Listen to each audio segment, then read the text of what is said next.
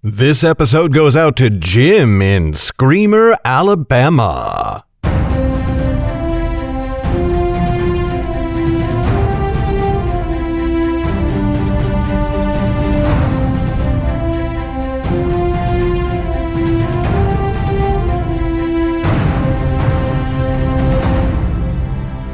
Hi there, Garrett Robinson here. Welcome to the 7th episode of the Nightblade Epic Podcast Season 2. It's the first episode of 2020, and Megan and I just want to say, wow, thank you for an amazing first year. This show launched in January 2019, and we didn't know exactly what to expect, but you helped make 2019 amazing. This show is just the two of us, recording our episodes in a small sound booth built into a closet in our home in Oregon. But from here, the show has reached out to more than 25,000 people around the world, in places as far as Algeria, Chile, and Hungary. We may be a small operation, but you make us feel like we're part of something much larger. So from us to you, and from the bottom of our hearts, thank you for an incredible 2019, and here's to many more awesome years to come. Okay, now it's time for today's episode. Today, you're getting chapters 9 and 10 of Mystic. When we left off, Lauren and her friends had just secured passage on a boat east from the town of Redbrook when they were surprised by the arrival of a mysterious mystic woman. Enjoy!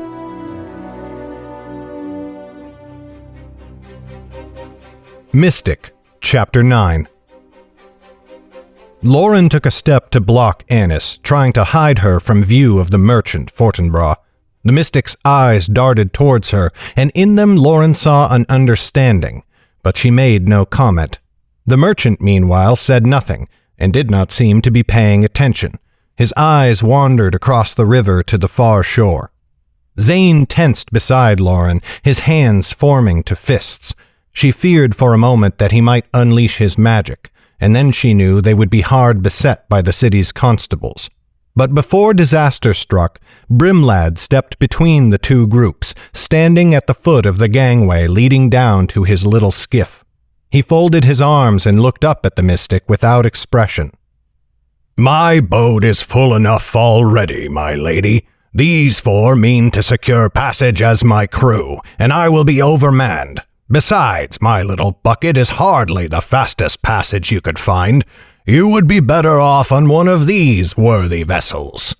He gestured at the boats to either side of him, both looming more than twice the height of the little skiff. The mystic shook her head firmly. "I am afraid that only this ship will do," she insisted. "After all, who could bear to travel without such interesting company?" At that, her eyes went to Zane. Lauren had the uncomfortable feeling the mystic knew exactly who they were and where they had come from. Jordel's many warnings rang loud in her mind, and she drew her black cloak tighter to ensure the dagger remained concealed at her waist. But if the mystic knew anything about them, the merchant Fortinbras did not seem to share that knowledge. Still, he stared idly about, looking as if he sought some entertaining distraction. Lauren wondered where his retinue had gone, but she was grateful for their absence. The more eyes upon them, the more likely they would be recognized. Fortinbras shrugged and turned to the mystic. "Please, my lady, you cannot travel on this floating sieve. Let me provide you one of my own ships. I have a schooner whose captain has sailed for 20 years. Let him carry you to Wavemount, for your own safety. It would cause me endless shame if you were lost upon this pauper's raft when I could have prevented it." Brimlad scowled beside Lauren, but he held his tongue. Clearly the captain was no more eager than Lauren and her friends to share a vessel with the mystic. The woman ignored Fortinbras, looking past Lauren to where Annis stood. Her eyes lingered a moment before they returned to Zane. "An odd-looking party the 4 of you make. What purpose carries you to Wavemount? The girl behind you might be a jester, but you wear clothing fit for a noble. The boy has the look of a city urchin, but this young woman carries herself like a wildlander. Whatever am I to make of you?" "We are companions of chance." The scowl had not left Zane's face, nor had the anger and anxiety gone from his voice. "He will have us discovered," thought Lauren. The wizard had no gift for bluffing, and he lacked Jordel's silver tongue. Lauren would have to control the conversation, or they were lost. She stepped forwards, further obscuring Annis behind her. "Truly, we wish we could offer a grand tale of our meeting. Alas, there is little to tell. I came here to fetch my little cousin," she patted Jem's head, "for his parents have not returned from a voyage, and we fear them lost. I found him thrown out of his home and abandoned on the streets. I mean to bring him to relations in Wavemount. This man I met fresh from his contract in a sellsword company." She gestured at Zane. "Battles here are few, and he means to sail to other lands where fighting men are worth more coin. As we travel in the same direction, his services as a bodyguard came cheaply." For the first time, the mystic's veil of calm shifted, and she gave a humorless smile. "One of you, at least, speaks with courtesy. You I would have taken for a poor man's daughter, and not one given to easy words. How did you come by such a fine cloak?" Lauren flushed, and her fingers picked at the edge of the black cloth. Fear shortened her breath as Fortinbras's wandering gaze finally found her, and his eyes narrowed as if searching for a memory. She let a flush bloom in her cheeks, but held her head high, as if she were hiding embarrassment under false pride. "I am a barmaid in a tavern in Wavemount," she said. "The gentlefolk who go there are of high breeding, and some lords enjoy a girl with a quick tongue. The cloak was a present from one such."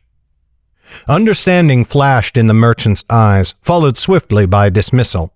His gaze floated away, but the mystic's look changed not one whit, and her cold smile only widened.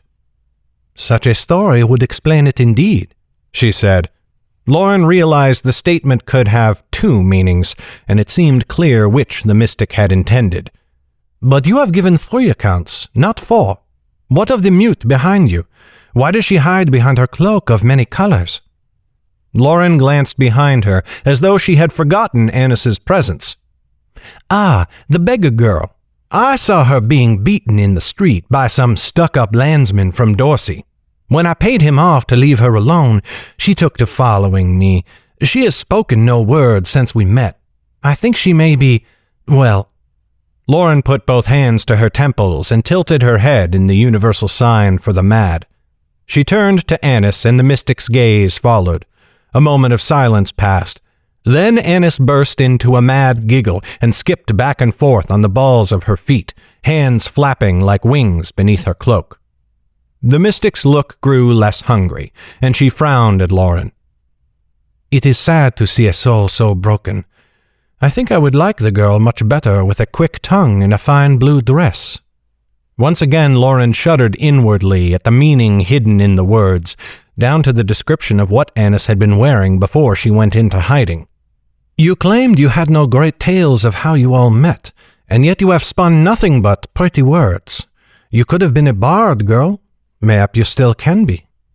Lauren made herself blush again and tried to curtsy with her cloak, though she made sure the dagger remained covered.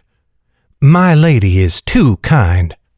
I speak selfishly, for I could wish for no better companions for my journey to Wavemount. Tomorrow evening, did you say, Captain? I shall meet you here then." The woman spun on her heel, and Fortinbras went to gallantly take her hand, helping her up the steps. But Brimlad took a quick step towards her.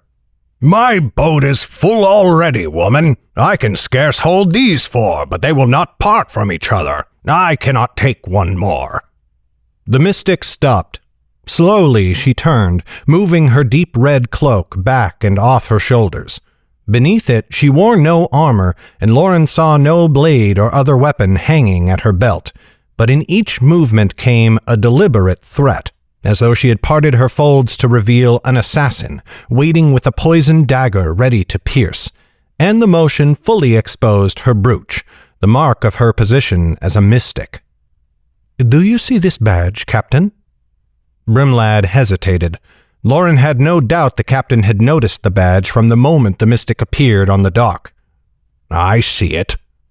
Then you know that by the king's law, I can compel your vessel to carry me whether you will it or not, so long as I provide compensation, which of course I will do happily. Therefore, you have two choices. Bring me to Wavemount along with your other passengers, or leave them here and take me alone. What is your choice? Brimlad scowled, and Lauren saw his fingers twitch at his side as though itching to form fists. I will see you here tomorrow evening, then, my lady. May I know the name of my new passenger, or do I presume too much to ask it? Of course not, Captain. I am Vivian, and I am most grateful for your service. With that, the mystic turned and took Fortinbrah's hand. He led her up the steps, and together they vanished over the edge of the stone wall beside the river. Zane waited a moment for the mystic to drift from earshot, and then he turned to Brimlad. The woman cannot sail with us. Well, I know it, grumbled Brimlad. We shall sail in the morning, and without her. I would curse you for bringing this trouble to my deck, Zane, but I suppose you would not have come here in the first place if you had another choice. We must sail west, said Lauren. Both wizard and captain turned to her, blinking. Say again, girl, said Brimlad. The woman means to sail east. She knows we mean to sail east. She seems no fool, and she will expect us to try and evade her. I would guess that she will have her merchant friend post guards at the city's east water gate, or bribe the guards posted there already. If we try to leave without her, we will be caught and put to the king's justice. Both men blanched at her words. Zane gave a slow nod. Once again, you prove yourself more than a simple forester's daughter. It is what I would do, grumbled Brimlad. At least, if I were a thin wisp of a girl with a butcher's heart and a face of ice. But what lies west of here? Said Jem. Where will we go? Few towns along the river that way, said Brimlad thoughtfully, and none where I know friends who might help you lot. Not until we sail all the way to Selvin's western border and reach the city of Wellmont. Lauren said the word along with the captain and felt her heart sink. Yes, said Brimlad, cocking his head in surprise. What is it, girl? You look as though you just lost your favorite dog. Lauren remembered spying upon the sellsword company beside Jordell. Precious little until one finds Wellmont at the southern foot of the Great Rocks, the mystic had said, as they studied the tracks leading west. I do not know if Wellmont is a safe place to hide. Why not? Said Zane. Lauren shook her head. It is too long a tale, and not every word of it should be spoken in the open air.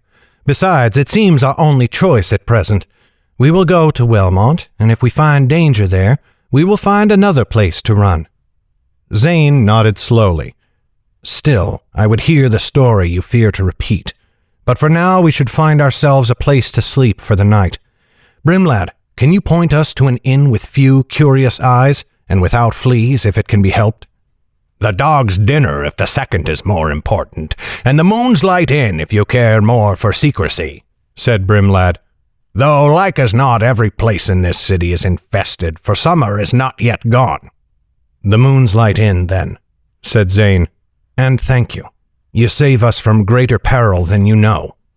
And more than I would like to guess, I imagine, Brimlad said gruffly. Be here come dawn's first light, or I will leave this city without you. You have my word, said Zane.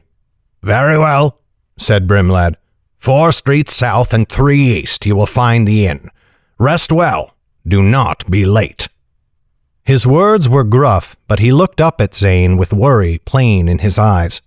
They gave each other a final grasp of the wrists, and then Zane led Lauren and the children up the dock and into the city. And where they had at first seemed lazy and relaxed to Lauren, now she felt the buildings loomed over them with menace and evil intent. Mystic, Chapter 10. Zane led them through the town to follow Brimlad's directions. They soon came to the inn, Over its door hung a sign painted in faded blue, with a dirty white moon looming above a farmhouse on a green field. "Here we are, and not too soon," said Zane. "I shall sleep uneasy tonight, but certainly better than we have upon the road." "Hold a moment," said Jem, stopping short. Lauren heard something wary in his tone, and she stepped to his side. "What is it, Jem?" His lips pressed tight in worry. "2 others follow us. It might be chance that puts them upon our path, but chance has carried them with us too long for my liking." Zane looked over Jem's shoulder, but the boy shoved him. "Do not look for them," said Lauren, careful to keep her gaze on Jem. "Keep your eyes upon us." "They must work for the mystic woman," said Annis. "If they worked for my family, they would have taken us already." "I will deal with them if you point them out," said Zane. Lauren looked at him aghast, but the wizard met her eyes without hesitation. "Calm yourself, girl. I would not kill them. But if they were to find themselves tied up in some shop basement, then they could not tell their masters where to find us." Jem sniffed at him. "I have a better and less brutish idea. Now that I know where the inn stands, follow me." He set off without waiting for agreement, and Lauren had to half-run a few steps to catch up. Suddenly Jem swerved left down the side of the inn, and once within the alley he broke into a jog. The others did the same once they were out of view. Jem turned left at the end of the alley, leading them farther from the inn, and broke into a run. Soon they were tearing at full speed in between and around buildings. Jem would lead them back to a street, and they would stroll casually across it as though nothing were amiss. Then, out of sight in another alley, they would run once more. Lauren found herself turned around and utterly unsure of where they had ended up.